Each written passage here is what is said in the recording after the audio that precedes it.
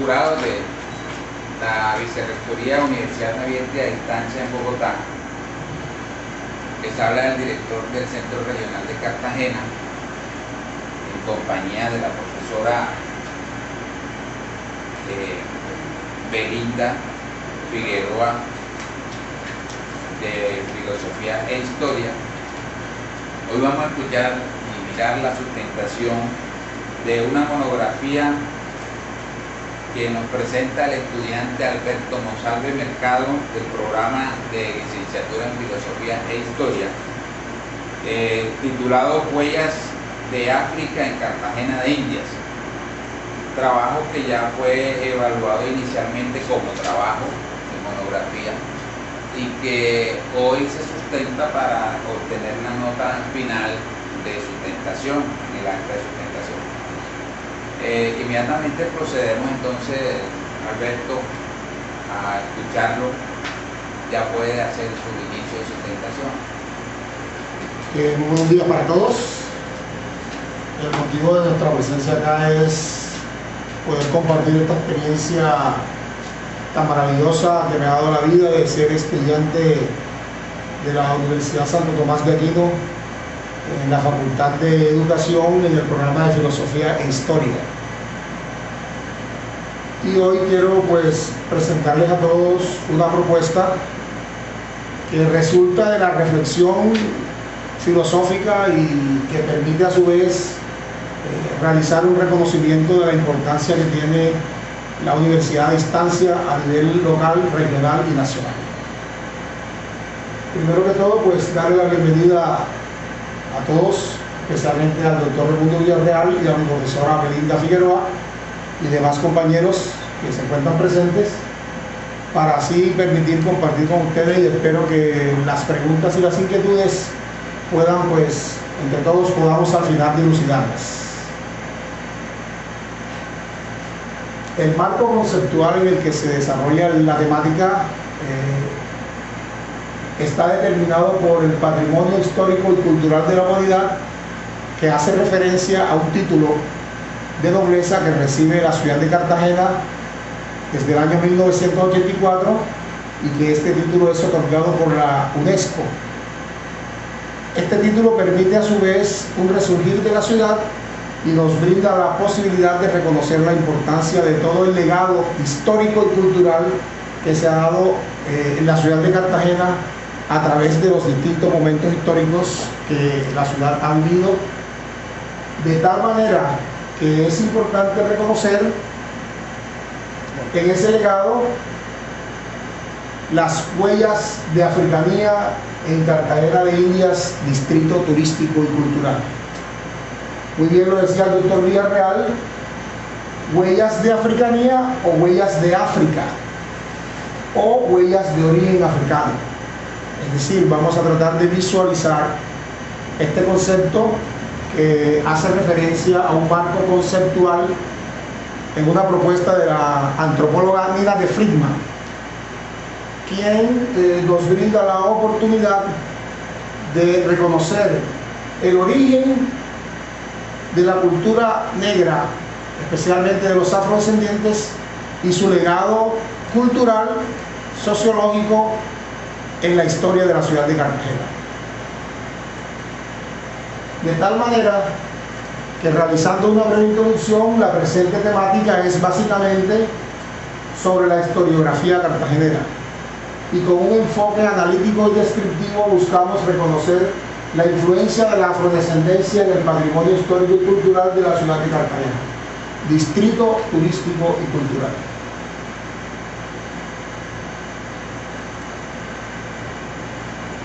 La reflexión en el aula nos lleva en un momento del acto pedagógico a reconocer la importancia que tienen las tres raíces que conforman nuestra identidad. Todos podemos conocer que en nuestro origen étnico tenemos la presencia del blanco español, tenemos la presencia del indígena aborigen y tenemos también desde el siglo XVII la presencia del negro africano o de los afrodescendientes. De tal manera que nosotros para darle una delimitación al tema, buscamos reflexionar sobre este interrogante. ¿Cree usted que los negros africanos deben formar parte de la identidad del cartagenero y más aún en el patrimonio histórico y cultural de la humanidad? Esta pregunta fue realizada en una clase por un alumno de origen palenquero, y en mi búsqueda inicial por tener una temática para presentar esta propuesta de monografía de grado, la consideré de vital importancia, ya que siempre tuve una mirada turística de la ciudad, ya que siempre tuve una mirada, por decirlo así, solamente españolizada de la ciudad. La filosofía de historia me lleva entonces a reconocer que también debemos mirar la ciudad desde sus tres orígenes étnicos, hacerlo desde la perspectiva del blanco español, quienes nos enriquecieron, pero también hacerlo desde la perspectiva de los indígenas y también desde la perspectiva de la afrodescendencia. Tratando de darle aún más delimitación a la pregunta, logré retomarla y reconsiderarla de tal manera que la ubiqué en estos términos. ¿Qué influencia ha tenido o tiene la cultura negra, más exactamente quienes somos afrodescendientes, en la historia de Cartagena? Esa es la pregunta problema. Vamos a tratar de dilucidarla y vamos a tratar de darle una respuesta a lo largo del desarrollo de toda la exposición. Sin lugar a dudas, una comprensión de la ciudad hay que hacerla desde los tres orígenes étnicos, pero fundamentalmente lo que queremos hacer en este ejercicio hoy es una aproximación historiográfica y sociocultural. Nosotros buscamos la comprensión de la ciudad de Cartagena y de su legado histórico y cultural en sus distintas épocas históricas. Podemos hacerla desde el punto de vista de los siglos o podemos hacerla desde el punto de vista de la conceptualización. Inicialmente tenemos una ciudad cuyo descubrimiento de la bahía se dio en 1501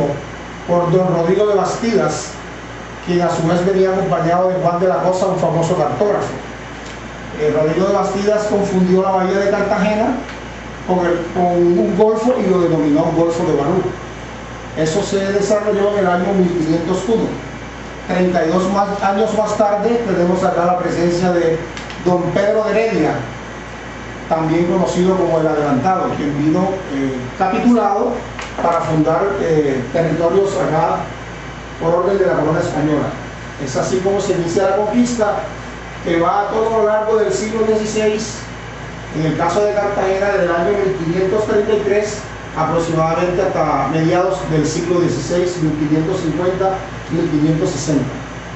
Al descubrir acá don Pedro Heredia la riqueza y principalmente la amplitud y la seguridad de la bahía de Cartagena, por cuya posición geográfica permitía la construcción de muelles, y que hicieron de esta ciudad más adelante una ciudad enclave colonial y puerto y plaza fuerte para la corona española. Se determina así entonces ya el periodo de la colonia y el establecimiento de los españoles acá en estos territorios. La colonia a su vez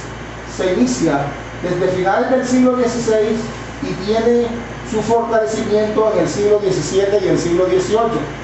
Pero el siglo XVII es tremendamente importante en la historia de Cartagena y es conocido por algunos historiadores como el siglo de las luces, porque es en este siglo donde se dan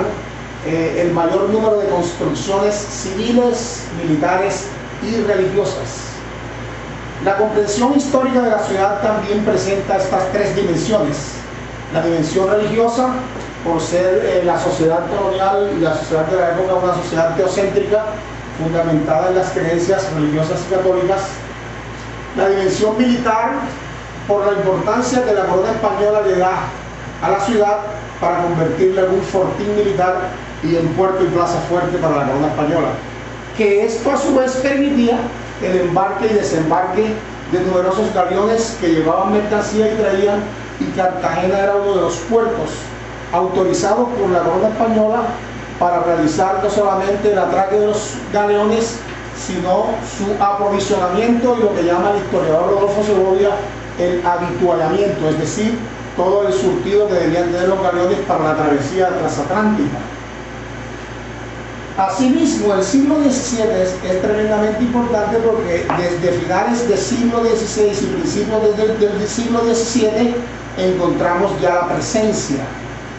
del negro africano, quien es traído desde las costas occidentales del África para el fortalecimiento de la sociedad colonial desde el punto de vista económico. Es decir, toda la economía de la sociedad colonial no se hubiera podido dar sin la presencia y sin la participación del negro africano, quien a su vez era traído para reemplazar la mano de obra indígena. Este siglo XVII, en él se resalta, y lo vamos a ver más adelante, movimientos afrodescendientes que determinan la historia de la ciudad desde el punto de vista político, económico y social. Luego, en la independencia y la república, encontramos una ciudad de Cartagena víctima de la reconquista española y que termina el siglo en una decadencia total que permite el resurgimiento de una industria nueva, que es la industria del turismo. Ya en la Cartagena moderna encontramos una Cartagena turística en la que el pueblo cartagenero y la sociedad de Cartagena manifiesta un mestizaje cultural y racial. Así terminamos el siglo XX y así iniciamos el siglo XXI. De tal manera que en esta historiografía nosotros podemos mirar personajes destacados. Juan de la Cosa, cartógrafo, quien cae abatido en Yurbaco bajo las flechas venenosas de los indios yurbacos, y a quien se le debe el nombre de la ciudad,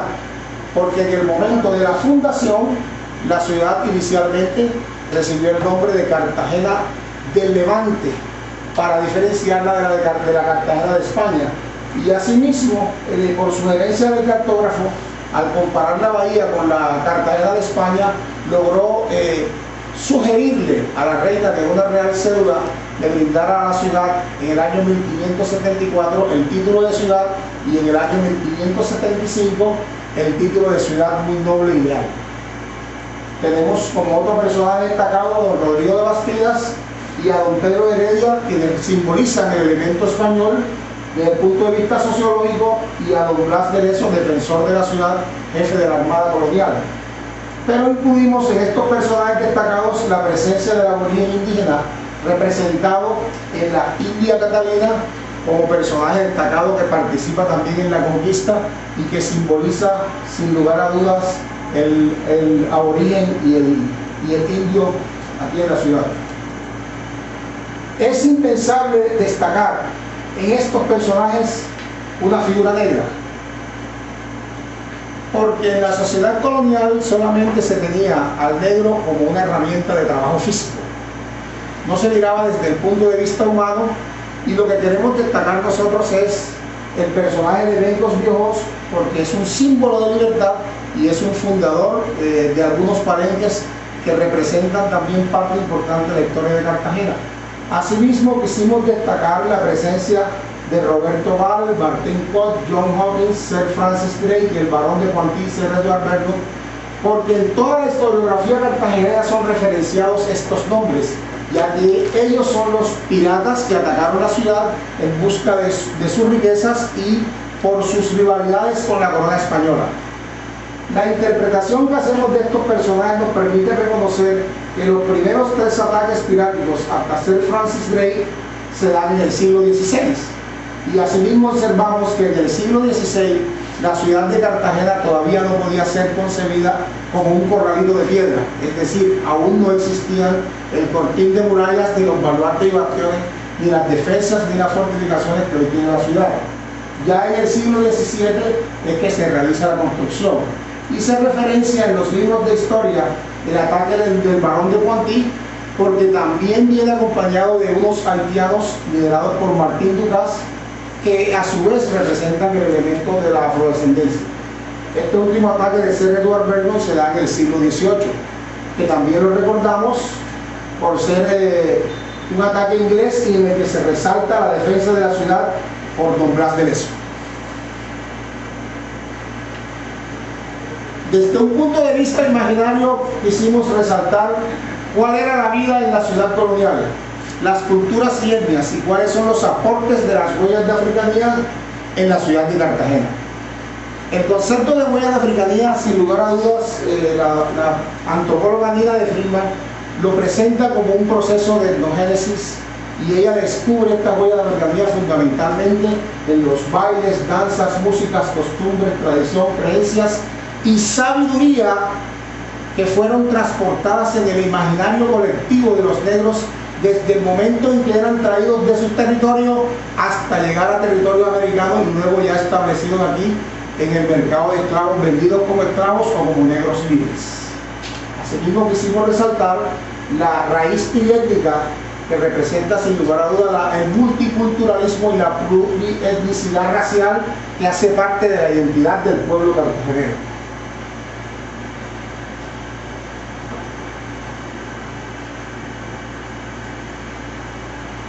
¿Cómo podemos nosotros explicar las huellas de africanía? Es decir, el aporte cultural de los negros a la ciudad de Cartagena. ¿Qué escenarios permiten la búsqueda para para encontrar esos orígenes? Hay 4 escenarios fundamentales en la ciudad de Cartagena y en todo el territorio nacional. El primer escenario conceptual e histórico es la trata de negros. La trata de negros no es más que la transportación del elemento negro desde su territorio, las costas occidentales del África,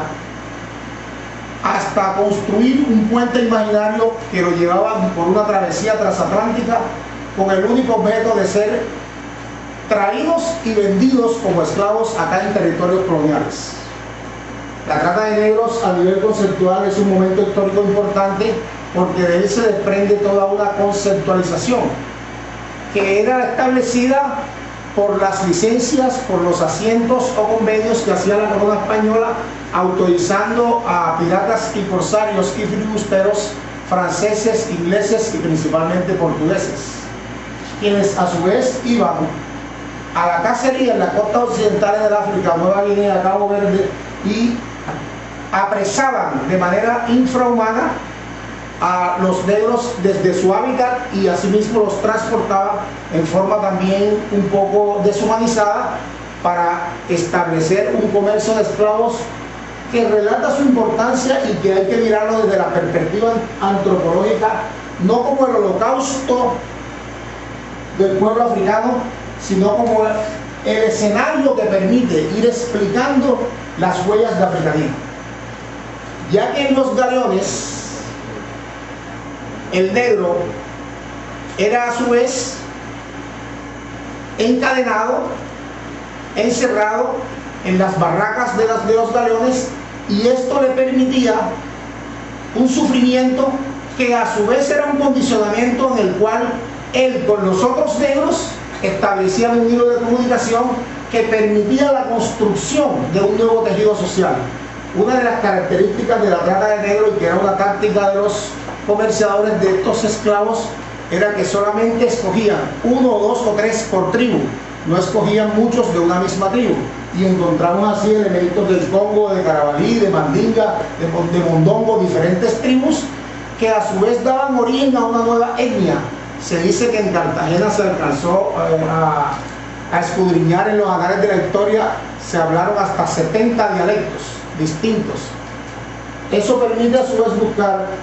que la trata de negros a su vez trajo como proporción, al estar los negros ya establecidos en territorio americano, un movimiento social que es conocido como el cimarronaje. Fijémonos un poco en la conceptualización. De 1 a 6 años el negro era denominado mulequino o mulequina, pequeño. De 6 años a los 14 años era muleque y muleca. De los 14 a los 18 años ya podía tener la determinación de una pieza de indias que era un negro, o una pieza de esclavo que era un negro listo para la venta y para comerciar. Estos negros listos para la venta, al llegar a los 18 años, podían convertirse en negros ladinos, que son los negros que a su vez aprendían las costumbres españolas y aprendían el idioma español. Pero también podían convertirse en un negro cimarrón, en un negro rebelde, en un negro que huía del maltrato que le daba su amo, o simplemente huía por la búsqueda de un sitio donde con autonomía y con libertad él pudiera expresar, conservar y determinar un espacio de territorio para expresar los sentimientos nacionales que conformaban a su vez las huellas de africanía y que hoy día conforman de hecho las huellas de africanía. El cimarronismo está en la historia de Cartagena y el historiador Donaldo Bozarazo determina el siglo XVII como el siglo del terror, porque el negro que escapaba del amo lo hacía por el maltrato o lo hacía por búsqueda de libertad, lo hacía de manera individual o lo hacía en grupos. Entonces el escape se daba colectivo, pero como buscaban la sobrevivencia en los extramuros, es decir, fuera de la ciudad, debían llevar provisiones y debían llevar inclusive compañeras. Esto los llevaba a asaltar lugares de la ciudad para llevar aprovisionamiento y los llevaba inclusive a llevarse mujeres blancas para satisfacer sus necesidades. De tal manera que el negro cimarrón fue mal visto, y en la historia de Cartagena el historiador Roberto Arrazola en su libro expresa muy bien con detalle cómo el cimarronismo afectó a la ciudad, de tal manera que hubo un enfrentamiento total entre las autoridades y las gobernaciones de Cartagena y estos negros cimarrones.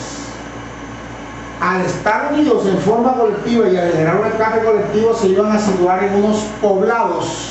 llamados palenques. Palenque no es más que un poblado donde habitaban negros cimarrones, pero ese poblado permitía a su vez la conservación de sus ritos, de sus costumbres, de sus creencias, y es en esos poblados donde se da fundamentalmente la figura simbólica de Domingo Bengos Bijó, el líder que representa la fundación de los palenques en el siglo XVII. Aquí en Cartagena existió inicialmente el palenque de la Batuda, y entre el bosque espeso que existía entre la popa y la entrada de la puerta de la Media Luna se llegaron a contar hasta 8 palenques. Los palenques a su vez eran poblados, y hoy día son poblados de los cuales queda muy poco, y el que aún se mantiene es el palenque de San Basilio, que acaba de ser también titulado el año pasado como Patrimonio Oral e Intangible de la Humanidad por la UNESCO. En el caso de Cartagena específicamente, las huellas de africanía se dan en los cabildos. Hablamos aquí de los cabildos en término antropológico y en término cultural, no en término político. El cabildo era una barraca o una enfermería que quedaba cerca al mar donde desembarcaban los galeones, y que permitían allí la curación de los negros que venían transportados desde sus territorios, que venían heridos, que venían agonizantes. Entonces el cabildo de enfermería conformaba una agrupación de negros africanos quienes debían ser curados y atendidos, algunas veces entre ellos mismos, y los que ya estaban curados pasaban a manos de su amo o pasaban a ser vendidos y esclavizados. El cabildo es bien interesante porque en él aparece una simbología clave de las huellas de africanía, que es el elemento del tambor. El tambor es el hilo de comunicación entre las diferentes etnias que integraban estos cabildos y entre los diferentes negros africanos que llegaban a estos cabildos. Y este cabildo a su vez, ya cuando el negro salía porque estaba sano, se integraba en un cabildo conocido como Casa de Cabildo o Cabildo de Negro o Cabildo de Nación, que venían a ser como refugios de africanía y cofradías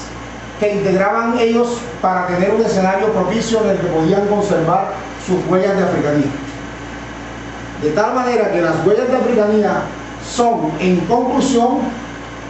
el resultado de un proceso de etnogénesis, de una nueva etnia que representa la valoración del negro afrodescendiente, del negro africano, en los distintos momentos históricos que se han dado, desde su transportación a través del comercio de esclavos o trata de negros, y desde el cimarronismo ya en territorios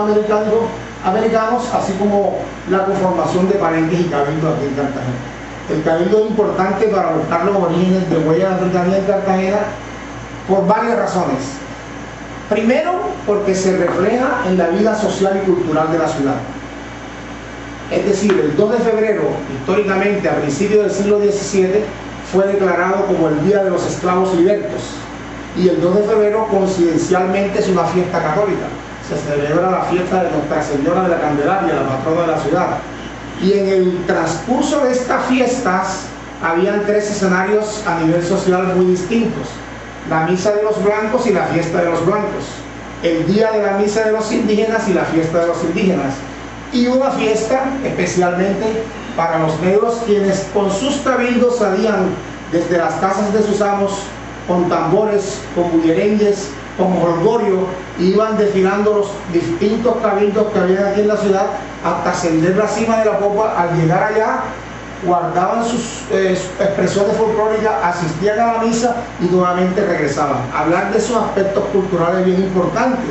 porque mientras que la clase jerarquizada española, representada por la élite de la sociedad colonial, iba engalanada, iba bien vestida, iba con esos vestidos virreinales, los indios siempre quisieron mantenerse como con sus costumbres y con sus guayucos, y el negro por lo general andaba descamisado y al pie descalzo. Sin embargo, hay un elemento cultural importante en los cabildos y en la participación de estas fiestas, y es que había un momento especial en el que los amos, dueños de esclavos, y las amas, dueñas de esclavos, les permitían que los negros se vistieran como ellos y los enmendaran y los representaran. Por eso cuando observamos en el cabildo de Getsemaní la simulación que se hace, podemos ver que van en su mayoría vestidos como virreyes y vestidos como la época colonial, porque era una concesión especial que hacía el amo en ese día de fiesta, en ese día festivo y en ese día de conmemoración, para permitir que el esclavo extrovertiera todas las cosas que él tenía, especialmente desde su costumbre, y expresara esa relación de intimidad que tenía con su amo.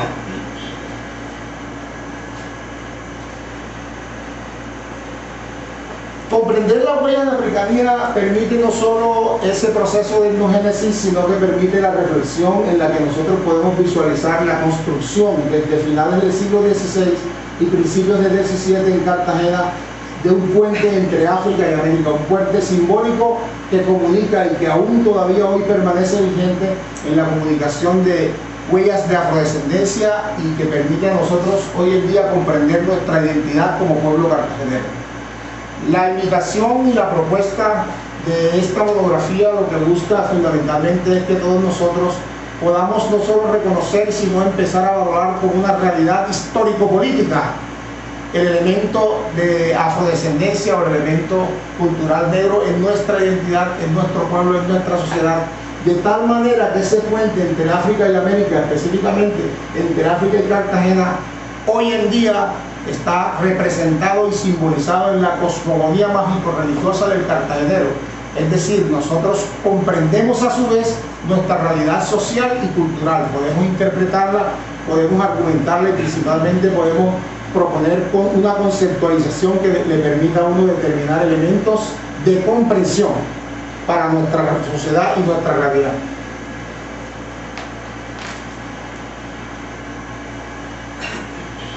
Hemos dicho entonces que Cartagena es un puerto negrero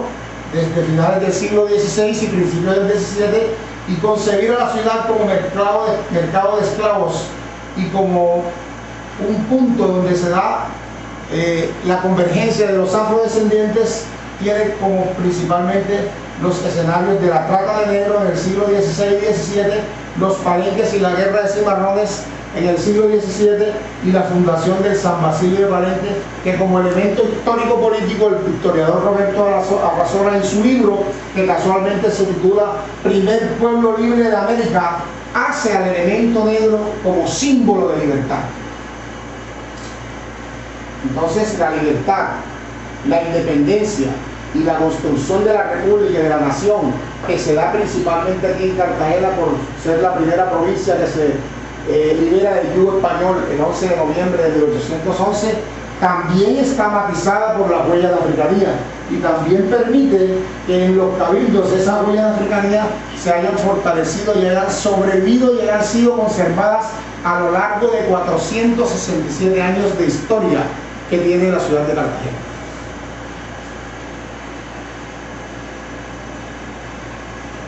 Comprender la huella de africanía desde los monumentos turísticos y comprenderla desde el punto de vista sociológico es mirar cómo la historia y la política van ligadas también a las huellas de africanía. Vamos a mirar entonces que existe toda una cronología de la legislación que busca y propone la libertad de esclavos, y que se da principalmente en el siglo XVII, siglo XVIII y siglo XIX. los esclavos afrodescendientes y los negros participan también de la independencia y de la república, pero principalmente participan aquí en Cartagena de una expresión que integra los monumentos turísticos como parte tangible del patrimonio histórico y cultural de la humanidad, porque el patrimonio histórico y cultural tiene dos características fundamentales: una tangible, que está en los monumentos, y una intangible, que está en el aspecto sociológico y en las creencias y en las costumbres que tenemos todos, y también en la sabiduría y en la ética y en los modos de comportamiento que conforman y nos dan a entender las huellas de africanismo.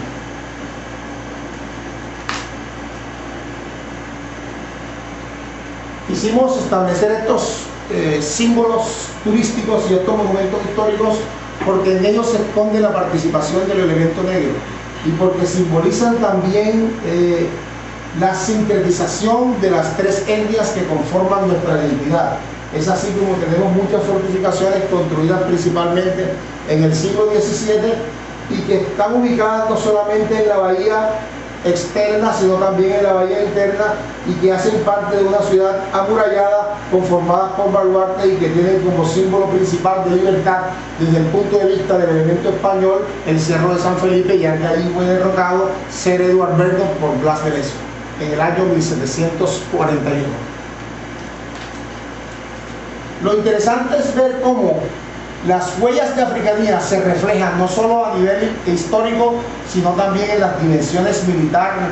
religiosa y civil de la ciudad.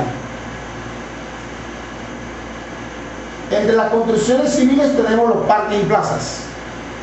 En estos parques y plazas se desarrolló el mercado de esclavos, pero también se desarrollaron la presencia folclórica y folclórica de los cabildos en los momentos de celebración de la independencia después de la República. Y hacer una lectura de los parques y plazas es también comprender cómo la construcción de ese patrimonio tangible, es decir, de los monumentos históricos y también que hacen parte de los monumentos turísticos, reflejan, por decirlo de esta manera, la segregación del elemento negro. En síntesis, desde el patrimonio histórico y cultural de la humanidad se valora y se resalta el español como constructor de una ciudad y como representante de una sociedad jerarquizada, ya que él era el amo, él era el que prevalecía y él era el de mayor nivel cultural. La civilización de la cultura española nos dejó mucho enriquecimiento, pero hay que hacer una búsqueda que nos permita descubrir la comprensión de esos monumentos, es decir, la reflexión y el reflejo de los tres elementos que conforman la etnia a través de una lectura de los monumentos. Ejemplo, en la Plaza de la Trinidad encontramos el monumento del bustos a Pedro Romero,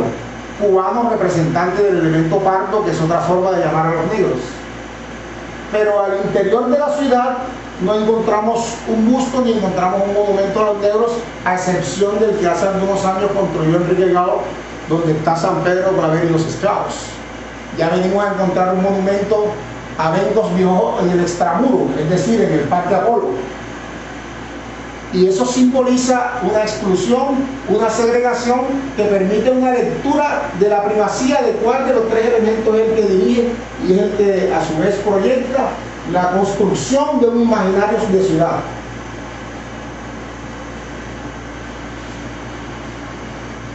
Hay que resaltar y hay que valorar sin lugar a dudas, y hay que reconocer que el hecho de que hoy en día existan en estos barrios, barrio de Getsemaní, conocido también como el Arrabal de Getsemaní, un monumento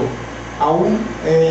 pardo, a un cubano como José Pedro Romero, y un monumento a Ventos Viejo, representante de la libertad, y un monumento a la esclavitud, hay que hacer la lectura desde las huellas de africanidad. Simbolizan el oriente africano, pero también hacen parte de nuestra identidad, y hay que sensibilizarnos y hay que reconocer cómo cada uno de ellos se va ubicando para ser valorados por turistas, pero a su vez no tan valorados por cartageneros. Luego, la valoración sí existe, en la sensibilización sí existe, pero a nivel de pueblo cartagenero se debe innovar y presentar propuestas educativas que permitan procesos pedagógicos de sensibilización y de concientización.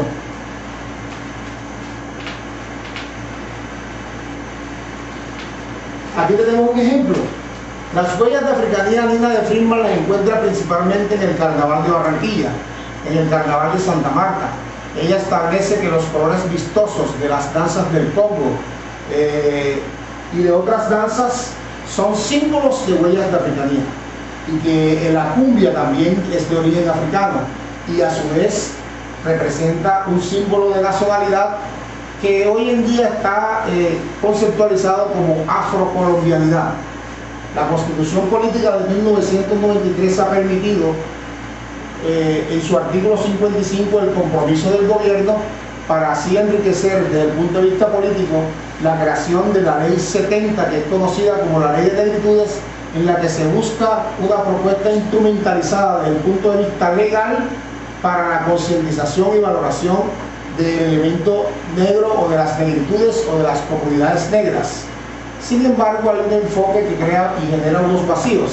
y es que esta ley está un poco sesgada hacia la costa pacífica, hacia las comunidades negras del Pacífico y hacia las comunidades de la isla de San Andrés y Providencia, donde también la antropóloga Nina de Freeman descubre huellas de africanía. Y existe en lo local un vacío de esa instrumentalización legal que permita la aplicación de esa ley 70 del 93. Asimismo, como existe y existió durante más de 40 años en el Concurso Nacional de la Belleza un reconocimiento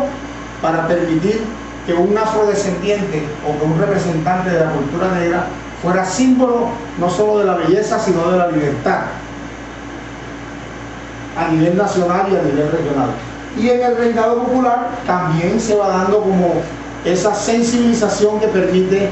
nombrar, aunque sea por decreto, a una afrodescendiente, a una representante de la Cartagena Popular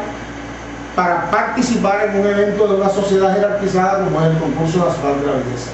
En este marco del Concurso Nacional de la Belleza y del reinado popular podemos hacer también una lectura sociológica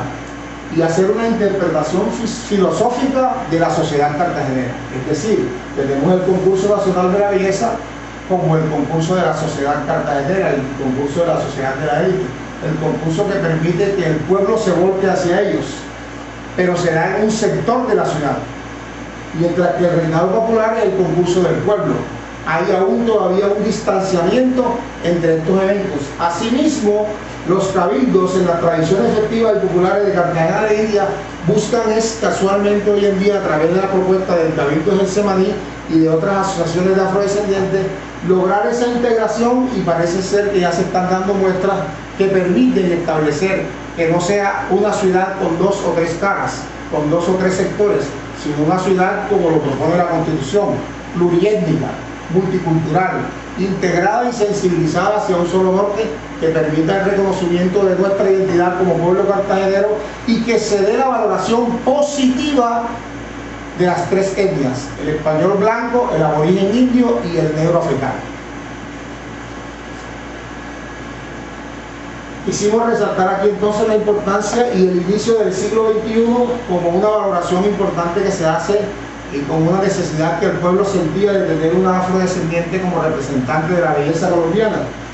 Y es así como tenemos, y es un impulso y una fuerza política que están haciendo a nivel de la comunidad de la costa pacífica por permitir que exista y que se dé la aplicación de toda esta instrumentación política que permite la Ley 70 del 93 o la Ley de Negritudes. También para simbolizar la huella de africanía, ya desde el punto de vista de los palenques, miramos aquí el himno municipal de Palenque, donde se da varias veces en coro el concepto de África, y donde se resalta a Bentos Piojo con su estatua que está en el centro de la plaza del pueblo de Palenque, que hemos tenido la oportunidad de visitarlo, y que sin lugar a dudas representa una proyección del elemento negro en la sociedad, no solo a nivel local, regional, sino a nivel nacional. Esta cronología nos da una idea de lo que ha significado la ley sobre manutención o libertad de esclavos. Se inicia en la posteridad de la independencia y en los inicios de la República, siglo XIX, y viene a culminar en el 21 de mayo de 1851, cuando el presidente José Hilario López declara la libertad de los esclavos. El profesor Jaime Arocha también ha querido ser líder de estos procesos de valoración del elemento negro y permite reconocer la inclusión de los afrocolombianos como una meta inalcanzable, pero lo hace a través de propuestas conceptuales claras y trata de mirar cómo los periodos y regímenes de la trata y los tratantes y la afiliación étnica mayorística de los afrodescendientes se resaltan hoy día en lo que puede ser un escenario para la búsqueda de la apoyo de la africanía y en las labores que desempeñaron los negros en la época de la colonia y que hoy día nos permiten comprender. Los negros afrodescendientes por lo general eran traídos para las minas en Cauca y en la costa pacífica, pero algunos se quedaban en el servicio doméstico y su valoración era eminentemente económica, es decir, un señor feudal de la colonia, entre más esclavos tenía, más poder económico tenía. Un negro esclavo en la colonia era establecido su precio por su condición saludable y esto iba entre 300 y 400 pesos de la época. Reconocer entonces que en la trata de negros se transportaron aproximadamente 12 millones del África hacia territorios americanos y de estos 12 millones unos 400.000 a territorios específicamente de las colonias españolas, es determinar una proyección económica que nos permite mirar cómo el lucro y la riqueza se movían en ese negocio.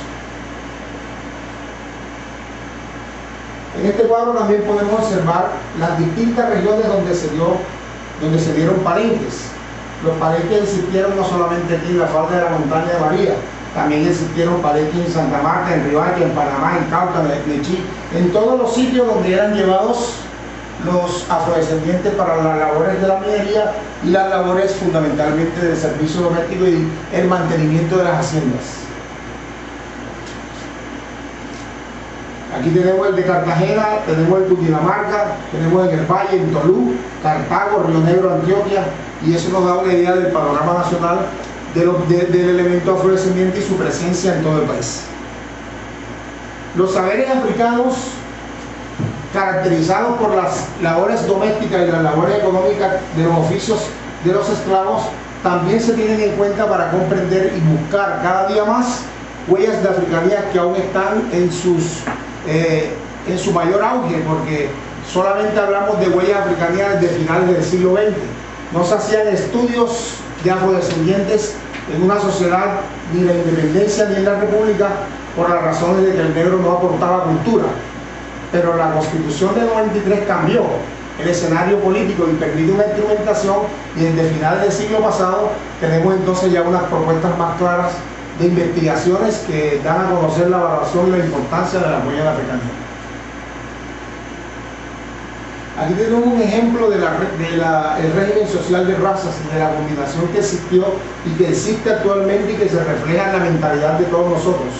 los afrodescendientes. Tenemos el criollo, que es el español que nace aquí, tenemos el del cruce del español con la india denominado mestizo, el español con la negra denominado mulato, el negro con la india sambo, el mestizo con la india cholo, el mestizo con el español castizo, el mulato con el español morisco, el español con la morisca albino y el negro con la samba sambo prieto. Toda una conceptualización que permite leer nuestra realidad antropológica y social. Y en una sociedad jerarquizada como la nuestra es una herencia colonial reconocer también cómo se busca algo que propone la antropóloga Nina de Friedman, y es que es bien interesante, y es el blanqueamiento social. Entonces, resultantes de estos cruces tenemos el mestizo, el mulato, el sambo, el tente en el aire, el tercerón, el salto atrás, otra vez el tente en el aire, el cuarterón, el quinterón. Es decir, había un proceso sociológico de blanqueamiento en el que, de acuerdo al cruce, así mismo resultaba una persona, y al llegar a ser quinterón podía nuevamente acceder a los espacios sociales de los blancos. Pero si el quinterón se cruzaba con un indio, se devolvía y volvía a ser sambo, y igual el negro con el mulato. Por eso hoy en día en la sociedad la búsqueda siempre es tratar de escalar posiciones sociales a través del blanqueamiento, lo cual es contradictorio, porque es la invisibilidad, es decir, el desconocimiento de nuestro origen negro afrodescendiente y la valoración de esas huellas de africanía. En la medida en que hacemos esa valoración, fortalecemos nuestra identidad. En la medida en que fortalecemos nuestra identidad, hacemos un reconocimiento de una autonomía y de una libertad que nos permite a sí mismos resurgir en nuestro proyecto de vida. Nuevamente las fortificaciones, y ya vinculado como un monumento, Bencos Viejo, ya como su existencia se da en el Parque de Apolo, y simbolizando también a su vez todos los monumentos turísticos que hacen parte del patrimonio histórico y cultural de Cartagena.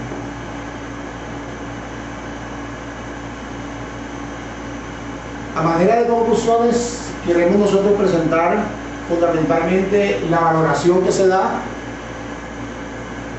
en la ciudad de Cartagena, del Distrito Turístico y Cultural, quienes desde su fundación hace 473 años se conoce el legado y la presencia de comunidades africanas. Es decir, es una realidad social, es una realidad histórica, es una realidad que determina nuestra identidad, y nosotros, como parte de nuestro ejercicio en la docencia, debemos procurar proponer esa sensibilización y esa concientización. También podemos concluir que la identidad cultural del pueblo cartagenero, y un concepto que surge, el concepto de Afrocaribe, históricamente tiene en sus raíces étnicas una influencia de origen afrodescendiente que aún buscamos reconocer las huellas de africanía en nuestra comunidad. Buscamos porque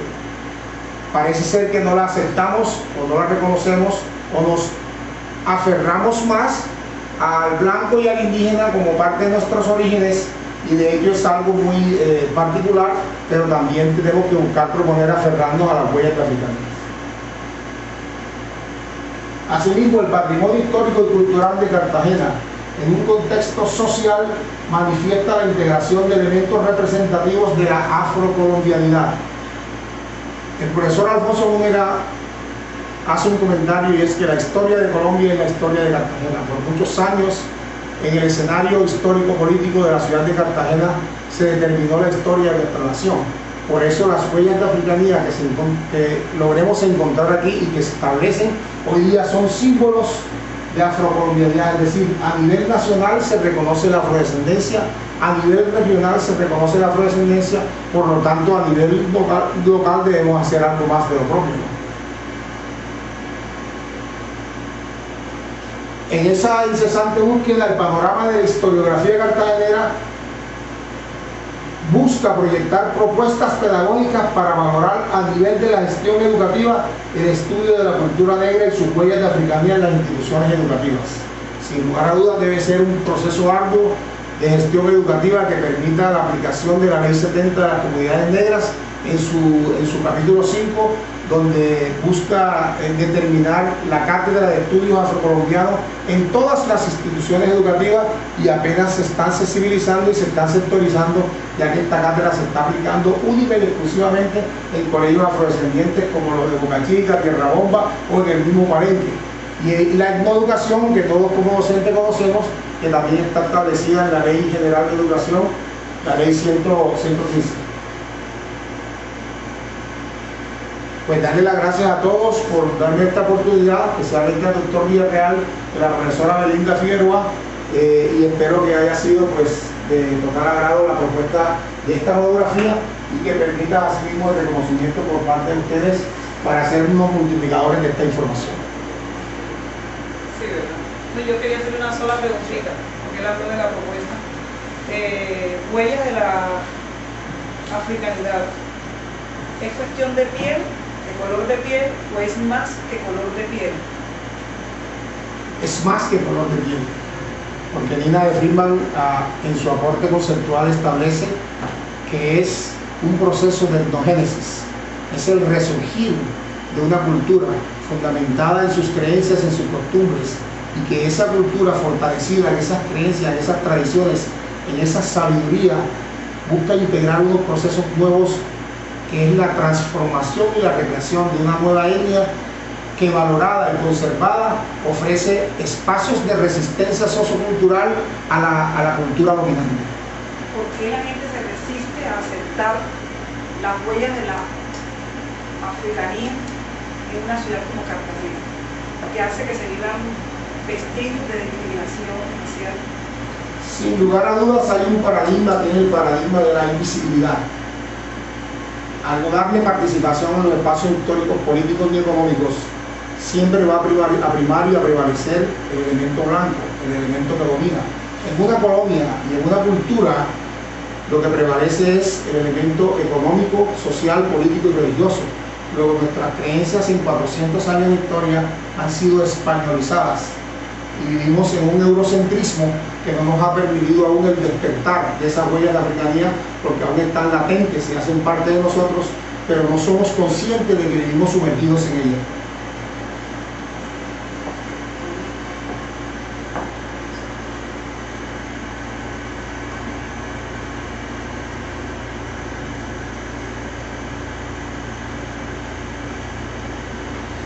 Bien, yo pienso que no, tradicionalmente al estudiante se le hace un receso para deliberar, pero pienso que esta sustentación, que para nosotros es excelente en cuanto a contenido, metodología, y que hacen evidenciar los conocimientos del estudiante, de los conocimientos que ha capitalizado durante su carrera, con un lenguaje espontáneo, apropiado, que muestra el grado de madurez como filósofo en ciencias e historia, en filosofía e historia, pues eso merece, antes de decirles la nota, pues merece un aplauso.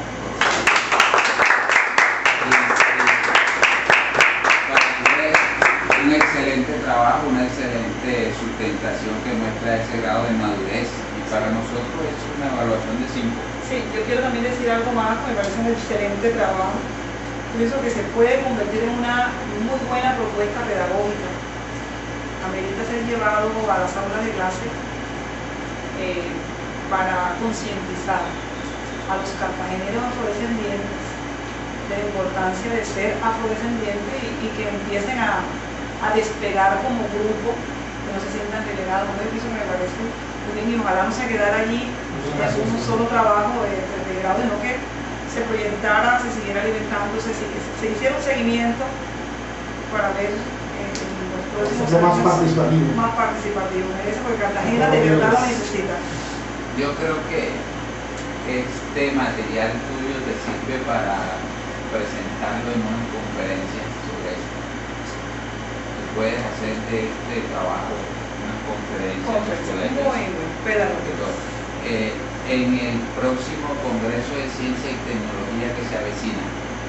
Aunque vamos a hablar de ciencia y tecnología, de pronto podemos buscar un espacio. Sí, un espacio en el que de pronto tú puedas hacer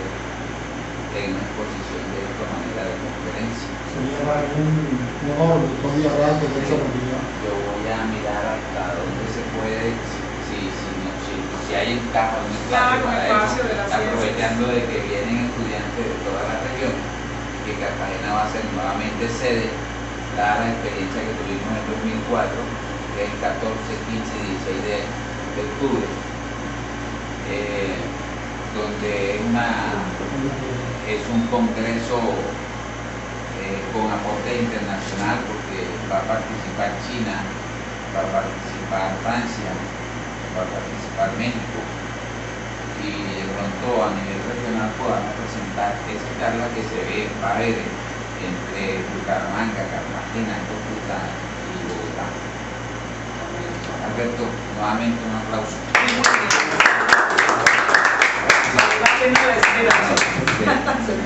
Gracias a todos. Gracias.